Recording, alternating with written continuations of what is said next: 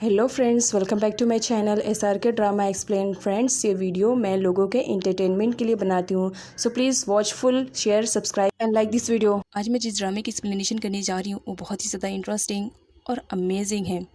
पहली एक अनाथ आश्रम से बिलोंग करती है और स्कॉलरशिप के थ्रू उसका एडमिशन एक ऐसे स्कूल में होता है जहाँ पर कंट्री के रिचेस्ट बच्चे आते हैं। अनफॉर्चुनेटली फैली को 4 ऐसे बॉयज़ पसंद करते हैं जो कि एक दूसरे के ब्रदर हैं।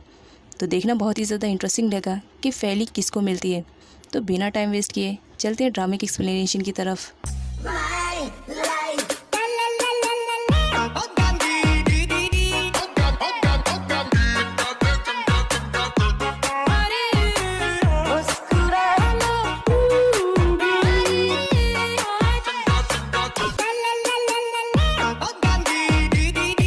ड्रामे की स्टार्टिंग एक अनाथालय से होती है और यहाँ पर एक गर्ल को दिखाया जाता है जो कि क्लीनिंग कर रही होती है और एक्चुअल में यही हमारी ड्रामे की मेन लीड है और इसका नाम फैली है। फैली अपनी डेली रूटीन की तरह उठ करके मॉर्निंग में और क्लीनिंग का काम कर रही होती है।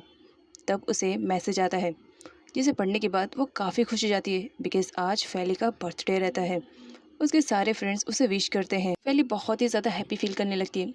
तब फैली को रियलाइज़ होता है उसे तो अभी और काम करने बाकी है। तब वो अंदर जाती है और जाने के बाद वो सारे बच्चों को जगाने लगती है। यहाँ अनाथालय में दिखाया जाता है फैली ही उन सारे बच्चों में सबसे बड़ी थी। सारे बच्चे उसके अपोजिट में बहुत ही ज़्यादा छोटे थे। इसी वजह से वो फैली को बहुत ही ज़्यादा लाइक करते थे क्योंकि फैली उनकी हर फरमाइश को पूरा करने की कोशिश करती थी और उन सब से बहुत ज़्यादा प्यार करती थी।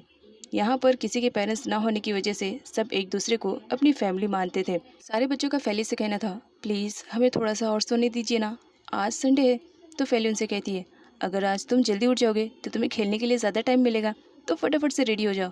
बच्चों की फरमाइश के अकॉर्डिंग फैली उन सब के लिए खाना बना रही होती है। एक्चुअल में फैली को कुकिंग करना बहुत ही ज़्यादा पसंद है और बात जब उसके बच्चों की आती है तो वो और अच्छे से कुक करती है ताकि बच्चे उसके फूड को अच्छे से इंजॉय करके खाए।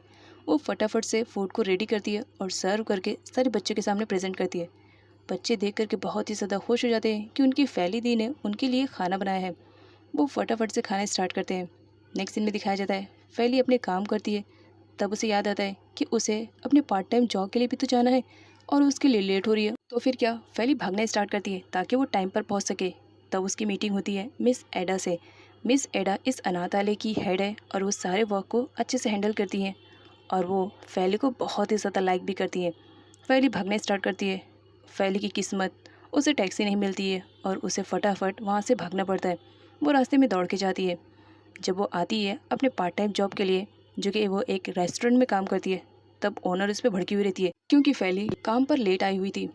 यहाँ पर एक पर्सन को दिखाया जाता है जिसका नाम मिस्टर जॉन है और मिस्टर जॉन इस रेस्टोरेंट में पिछले 6 मंथ से आते हैं, लेकिन वो किसी से भी अपना ऑर्डर नहीं लेते हैं। वो ऑर्डर लेते हैं तो सिर्फ और सिर्फ फैली से। वो वेट कर रहे होते हैं फैली का आने का। फैली जब आती है तो उनसे पूछती है कि बताइए आपका ऑर्डर क्या है। मिस्टर जॉन फैली को अपना ऑर्डर बताते हैं। फैली ऑर्डर लेने के लिए जाती है। उससे पहले मिस्टर जॉन उससे पूछते हैं, फैली एक बात पूछनी थी। तो फैली कहती है, पूछिए सर क्या बात है। तो जॉन यहाँ पर पूछना स्टार्ट करते हैं, क्या मैं अच्छा दिख रहा हूँ। तब फैली के फेस पे एक स्माइल से आती है और कहती है, ऑफ कोर्स सर, आप बहुत ही अच्छे दिख रहे हो। लेकिन वो यहाँ पर उनके हेयर के लिए उन्हें सजेस्ट करती है कि अगर आपके हेयर थोड़े से प्रॉपरली कर दिए जाए तो आप और भी ज़्यादा हैंडसम लगोगे। जिस पर मिस्टर जॉन को फैली का आइडिया पसंद आता है। तब यहाँ पर फैली उनसे पूछने स्टार्ट करती है कि आखिर बात क्या है, आप हमेशा मुझसे ही ऑर्डर क्यों लेते हैं, यहाँ पर और भी तो सारे वर्कर्स हैं, आप उनसे क्यों नहीं लेते। यहाँ पर मिस्टर जॉन को दिखाया जाता है वो एकदम रिचेस्ट पर्सन में से एक रहते हैं। उन्हें दौलत की कमी नहीं रहती है। उनके 4 बच्चे रहते हैं बट वो सब अपने लाइफ में बहुत ही ज़्यादा बिजी थे। वो अपने फादर को टाइम नहीं दे पाते थे और यहाँ पर जॉन को दिखाया जाता है उन्हें फैली में अपनी बेटी नज़र आती है। इसी वजह से वो फैली को इतना लाइक करते थे। फैली को एक बैड न्यूज़ मिलती है वो कि उसका स्कॉलरशिप रिजेक्ट हो गया है। फैली अपनी स्टडी को कंटिन्यू करने के लिए स्कॉलरशिप फॉर्म भरती थी और यहाँ पर उसे बैड न्यूज़ मिलती है कि उसका फॉर्म रिजेक्ट हो गया है। फैली को बुरा लगता है। तब वो नोटिस करती है कि वहाँ पर अनाथालय के सारे बच्चे तो पहुँचे हुए हैं। फैली उनसे कहती है, तुम सारे यहाँ पर क्यों आए हो। तो बच्चे आंसर रिप्लाई करते हैं, हम यहाँ पर आपका बर्थडे सेलिब्रेट करने के लिए आए हैं क्योंकि आपको अच्छे से मालूम है ना कि अनाथालय में हमें बर्थडे सेलिब्रेशन का मौका नहीं दिया जाता है। बस इसी वजह से हम ये आपको यहीं पर सेलिब्रेट करना चाहते हैं। पहले अभी बच्चों को समझा ही रही होती है कि उसके ओनर बहुत ही ज़्यादा खड़ूस है, वो लोग यहाँ से चले जाएँ। तब उसकी खड़ूस बॉस वहाँ पर पहुँच जाती है जो बहुत ही ज़्यादा गुस्सा कर रही होती है कि ये सारे अनाथालय के बच्चे मेरे रेस्टोरेंट में क्या कर रहे हैं, क्या मैंने धर्मशाला खोल कर रखा है जो सारे बच्चे यहाँ पर आएंगे, इन्हें बाहर करो। फैली को बहुत बुरा लगता है बिकॉज वो उनसे बहुत ज़्यादा प्यार करती थी और मिस्टर जॉन भी ये सब देख रहे होते हैं। मिस्टर जॉन फैली के पास आते हैं और उससे कहते हैं, आज तुम्हारा बर्थडे है, तुमने मुझे बताया नहीं। उसे बर्थडे विश करते हैं। मिस्टर जॉन काफ़ी रिचेस्ट फैमिली से बिलोंग करते थे, इसी वजह से यहाँ पर बॉस का भी मुंह बंद रहता है। मिस्टर जॉन जब फैली के सपोर्ट में खड़े रहते हैं तो यहाँ पर ऑनर को दिखाया जाता है। वो तो एकदम पलटू सी हो जाती है और फैली के साथ ऐसा प्रोटेंड करने लगती है मानो कुछ टाइम पहले वो उसके साथ मजाक कर रही थी। फैली कहती है, खड़ोस कहीं की। उसके बाद सारे बच्चे बर्थडे सेलिब्रेट करते हैं। रात काफ़ी हो चुकी थी। मिस एडा बहुत ज़्यादा परेशान थी कि बच्चे कहाँ गए। तब फैली सारे बच्चों को लेकर आती है और यहाँ पर मिस एडा को मालूम पड़ता है कि सारे बच्चे तो फैली का बर्थडे सेलिब्रेट करने के लिए उसके रेस्टोरेंट में गए थे। मिस एडा बड़े प्यार से बच्चों को समझाती कि ऐसा नहीं करना चाहिए और उन्हें सोने के लिए भेज देती है। अब यहाँ पर मिस एडा मिस्टर जॉन से मिलते हैं। मिस्टर जॉन काफ़ी अच्छे रहते हैं। वो अपनी कार से फैली को और सारे बच्चों को पर्सनली वहाँ पर छोड़ने के लिए आए हुए रहते हैं। तो मिस एडा उनका शुक्रिया अदा करती है और मिस्टर जॉन जाने से पहले उस अनाथालय को बड़े गौर से देख रहे होते हैं। यहाँ पर फैली को दिखाया जाता है, आज उसका बर्थडे था, उसे गिफ्ट मिलता है। वो बहुत ही ज़्यादा खुश हो जाती है जो कि मिस एडा ने उसे गिफ्ट किया था। मिस एडा फैली से कहती है, मेरे पास ज़्यादा नहीं था, बस जितना था उतने में तुम्हारी खुशियाँ ढूंढने की कोशिश कर रही थी, क्या तुम्हें पसंद आया?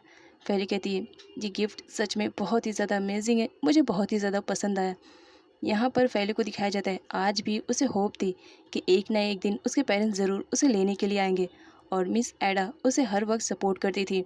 मिस एडा फैली को बहुत ज़्यादा लाइक करती थी क्योंकि मिस एडा के बाद फैली उन सारे बच्चों को काफ़ी अच्छे से ट्रीट करती थी। नेक्स्ट मॉर्निंग अपनी डेली रूटीन के अकॉर्डिंग फैली जल्दी उठ जाती है और फटाफट क्लीनिंग स्टार्ट कर देती है। अचानक से लाइट जाने की वजह से फैली बहुत ही ज़्यादा डर जाती है और यहाँ पर हमें मालूम पड़ता है कि फैली को अंधेरे से बहुत डर लगता है। नेक्स्ट सीन में मिस एडा फैली को समझा रही होती है, फैली अपनी कमज़ोरी को अपनी ताकत बनाना सीखो। फैली के फ़ोन पर एक मैसेज आता है। जब फैली देखती है तो बहुत ही ज़्यादा खुश हो जाती है। तो यहाँ पर मिस एडा से पूछती है, क्या बात है, अभी तो तुम रो रही थी, इतनी जल्दी मुस्कुराने भी लगी, रीज़न क्या है?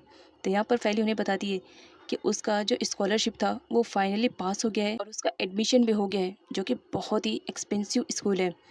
यहाँ पर दिखाया जाता है फैली का जहाँ पर एडमिशन हुआ है वहाँ पर रिचेस्ट बच्चे आते हैं, वो भी टॉप वाले। अब देखना बहुत ही ज़्यादा इंटरेस्टिंग रहेगा कि जब फैली वहाँ पर जाएगी तो उसके साथ क्या होता है। फैली अपने कमरे में बैठी पास्ट के बारे में सोचती है। पास्ट का सीन दिखाया जाता है। फैली की एक बेस्ट फ्रेंड थी जिसका नाम कालोई था। कालोई उसके साथ रहा करती थी लेकिन उसे किसी ने अडॉप्ट कर लिया था जिसकी वजह से वो वहाँ से चली गई थी। लेकिन यहाँ पर फैली को मालूम पड़ता है कि वो जिस स्कूल में जा रही है उसकी फ्रेंड भी वहीं पर मिलेगी। वो बहुत ही ज़्यादा खुश थी और एक्साइटेड भी थी और नेक्स्ट मॉर्निंग वो अपना यूनिफॉर्म पहन करके निकल पड़ती है अपने स्कूल की तरफ। फैली तो पैदल चल रही थी लेकिन जो वहाँ पर अदर स्टूडेंट्स आ रहे थे वो कार में आ रहे होते हैं बिकॉज वो बहुत ही ज़्यादा रिच थे। अब यहाँ पर एंट्री होती है इस ड्रामे के 4 मेन हीरोज़ की जो कि बहुत ही ज़्यादा रिच थे, बिगड़ैल भी थे। राघव को दिखाया जाता है। राघव अपने कार को पार्क करता है, वो पार्किंग एरिया नहीं रहता है तो वहाँ का जो हेड बॉय रहता है वो उसे मना करता है और कहता है, राघव तुम यहाँ पर अपनी कार को पार्क नहीं कर सकते हो बिकॉज ये पार्किंग एरिया नहीं है। राघव को बहुत ही ज़्यादा गुस्सा लगता है, बिगड़ैल तो था ही। तब वो हेड बॉय को कहता है, सामने देखो क्या लगा हुआ है कि ये 4 प्रिंस का है, मतलब यहाँ पर हम अपनी कार को पार्क कर सकते हैं। तो हेड बॉय कहता है, मैंने मना किया ना, यहाँ पर पार्किंग एरिया नहीं है, जाओ अपनी कार को दूसरी जगह पार्क करो, यहाँ पर कोई भी कार पार्क करता नहीं है। जिस पर राघव को गुस्सा आता है, ओ तो तू अब मुझे समझाएगा कि मुझे कार कहाँ पार्क करनी है। ओके बच्चा, फिर मैं कार को दूसरी जगह पार्क करता हूँ। और गुस्से में जा कर के वापस से कार में बैठ जाता है। यहाँ पर हेड बॉय को लग रहा था कि राघव उससे डर गया है, बट उसे क्या आइडिया था कि राघव डबल स्पीड से उसकी तरफ कार को लेकर आता है जिसकी वजह से हेड बॉय गिर जाता है। अब राघव बाहर निकलता है और उसे कहता है, मुझसे दोबारा ज़बान लड़ने की कोशिश भी मत करना, इससे भी बुरा हाल कर सकता हूँ। फैली को बहुत ही ज़्यादा बुरा लगता है क्योंकि वो सब देख रही होती है। फैली उसे कहती है, ज़रा तमीज़ से बात करना सीखो, एक तो गलती तुम्हारी, ऊपर से तुम चिल्ला भी रहे हो। ऑलरेडी तुम्हें इन्फॉर्म किया गया ना कि ये पार्किंग एरिया नहीं है, लेकिन फिर भी अपनी कार को यहीं पे पार्क कर रहे हो। और फैली गुस्से में राघव से उसकी कार की ले लेती है और राघव अपनी कार की छीनने लगता है फैली से। यहाँ पर इन दोनों की फर्स्ट मीटिंग फाइट से होती है। फैली की को फेंक देती है और हेड बॉय को लेकर के वहाँ से चली जाती है, जिस पर राघव बोलता है, तुझे तो मैं छोड़ूंगा नहीं, देख लेना। सारे बॉयज़ कहने लगते हैं, सच में राघव के साथ कोई पहली लड़की मिली है जो उसकी टक्कर की है। राघव उन्हें स्टॉप करवाता है। राघव क्लास में जाता उससे पहले उसे वहाँ पर फैली का लॉकेट मिल जाता है। यहाँ पर हेड बॉय को दिखाया जाता है, उसका नाम हीमा है। हीमा जब फैली को देखता है तो पूरा उस पर लट्टू हो जाता है, कितनी ब्यूटीफुल और सुंदर है। वो उसे क्लासरूम तक छोड़ता है। फैली का बैड लक, वो उसी क्लास में जाती है जिस क्लास में राघव था। राघव यहाँ पर एक खतरनाक वाला साइन देता है कि तुम्हें तो मैं छोड़ूंगा नहीं। फैली डर जाती है लेकिन फिर भी हिम्मत बनाती है। फैली देख कर के खुश थी, उसकी फ्रेंड फाइनली उसे वहाँ पर मिल जाती है, लेकिन कालोई अपने फेस को कवर कर लेती है। जब फैली उसके पास बैठने के लिए आती है तो वो अपना बैग दूसरे सीट पर रख देती है ताकि फैली वहाँ पर ना बैठने पाए। फैली को बहुत बुरा लगता है कि आखिर उसकी बेस्ट फ्रेंड उसके साथ ऐसा क्यों ट्रीट कर रही है। तब यहाँ पर फैली दूसरी जगह बैठती है और उसे दो नए फ्रेंड मिलते हैं। एक का नाम रहता है सानिया और दूसरा का अलाइना। अलाइना फैली से कहती है, मैं तो तुम्हारी फ़ैन हो गई जब मैंने तुम्हें देखा कि तुम किस तरह राघव से फाइट कर रही थी, बहुत अच्छा लगा, लेकिन सजेशन है उन लोग से दूर रहो। फैली कुछ पूछती उससे पहले राघव उसे पुश कर देता है और उसे कहता है, तुम्हें तो मैं देख लूँगा, तुमने मेरे साथ अच्छा नहीं किया। और दूसरा बंदा भी सेम वैसे ही करता है, जिस पर फैली को बहुत ही ज़्यादा बुरा लगता है। अब यहाँ पर दिखाया जाता है सानिया फैली को बताती है कि उसने मॉर्निंग में जिन लड़कों के साथ फाइटिंग की वो बहुत ही ज़्यादा रिचेस्ट पर्सन है और ख़तरनाक भी। अगर वो किसी के पीछे पड़ जाए तो उसे बर्बाद करके रख देते हैं।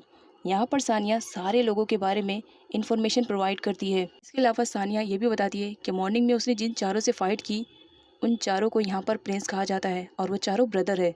फर्स्ट है राघव, सेकेंड है जॉर्डन और थर्ड एंड फोर्थ वो दोनों ट्विंस है, हैंगा और नावीरो। तो फैली सानिया से कहती है, मुझे किसी से डर नहीं लगता है, जिसने गलत किया मतलब गलत किया। तब यहाँ पर फैली अपने गले को टच करती है और इसे रियलाइज़ होता है कि उसका लॉकेट तो उसके पास है ही नहीं, वो उसके पेरेंट्स की आखिरी निशानी थी। वो ढूंढने लगती है कि उसका लॉकेट कहाँ गया। फ्रेंड्स, नेक्स्ट वीडियो और भी ज़्यादा इंटरेस्टिंग और अमेजिंग है, so please don't forget to watch.